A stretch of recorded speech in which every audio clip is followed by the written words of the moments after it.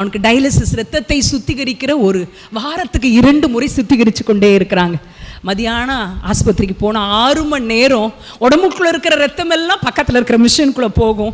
அதில் இருக்கிற தேவையில்லாத காரியங்கள்லாம் எடுத்துகிட்டு சுத்தப்படுத்தி உடம்புக்குள்ளே வரும்.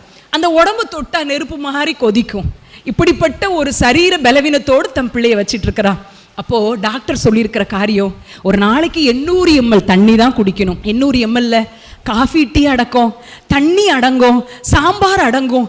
800 ml தண்ணி. அவள் சொல்கிறா, பாப்பா ரொம்ப வெயிலாக இருக்கிறதுனால வீட்டில் அந்த கரண்ட்டும் சரியாக வராமல் ஏசியும் ஒர்க் ஆகலை, வெயிலாக இருக்கிறதுனால தண்ணி அவனுக்கு ரொம்ப தாகமாக எடுக்குது. தண்ணியை குடிச்சோன்னா அடுத்த வாரத்துக்கு 3 நாள் டயாலிசிஸ் பண்ணுறதாயிரும். அதனால் வாய்க்குள்ளே கொஞ்சம் நேரம் தண்ணியை வச்சுட்டு கொப்பளிச்சு துப்பிடுறான் அப்படின்னு சொல்லிட்டு அழுதா. யோசிச்சு பாருங்களேன், இன்னைக்கு அளவு தண்ணி குடிக்கிற மாதிரி இங்கே யாராவது நம்ம இருக்கிறோமா? வாரத்துக்கு 2 நாள் ஆஸ்பத்திரிக்கு போகிற மாதிரி யாராவது இருக்கிறோமா? நம்ம உடம்புல 3 ஊசி